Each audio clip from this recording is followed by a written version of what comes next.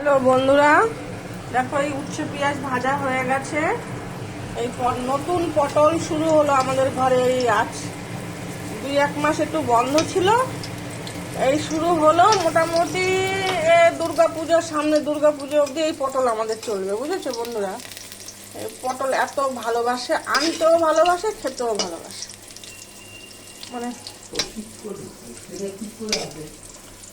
আমার বর, বুঝেছো, পটল খেতে ভালোবাসে, আনতে ভালোবাসে। এই পটল ভাজা হচ্ছে এই প্রথম এইবারে। আর এই যে ভাত বসিয়েছি, আর এই যে মাছে নুন হলুদ মাখিয়ে রেখে দিয়েছি, মাছের ঝোল হবে। আর এদিকে মাছের তেলের বড়া হবে। আর একটু কুমড়ো ভাতে দেবো, কুমড়োটা কেটে রেখেছি, একটু পরে দেবো। আজকে রান্না হবে এই। তোমাদের বাড়িতে কার কি আজকে রান্না হচ্ছে বলো। অনেকক্ষণ বসেছিলাম, বসে বসে ফোনে গল্প করছিলাম। এখন এই রান্নাঘরে এসেছি সবে। এখন এই রান্নাটা একটু কমপ্লিট করি, বুঝছো।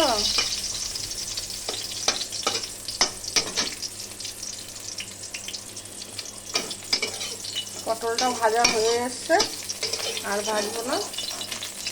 এরপরে মাছ ভাজতে দেবো। আচ্ছা, মাছে আর আলু টালু কিছু দেবো না, আলু খেতে হবে না। এই যে পটল তার মধ্যেই রেখে দিই।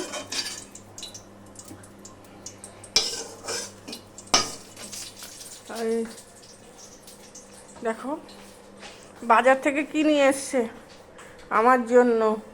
এই দেখো কচু। বন্ধুরা, কচু বাটা হেভি লাগে না বলো? তোমাদের কার কার কচু বাটা ভালো লাগে? আমার তো খুব প্রিয়। আর এনেছে একটা দারুণ জিনিস, দেখাচ্ছি, দাঁড়াও কি এনেছে। তোমরা দেখে বুঝতে পারবে এটা কি সুন্দর খেতে লাগে বলো।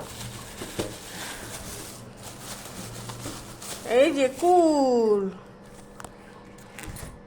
বিট নুন দিয়ে লঙ্কা দিয়ে মেখে দারুণ কুল এনেছে, দারুণ। আজকে হবে, তাহলে এই রান্না হবে, রান্না করি। বন্ধুরা তোমরা দেখতে থাকো, সারাদিন সবার ভালো কাটুক। তোমরা সবাই ভালো থাকো।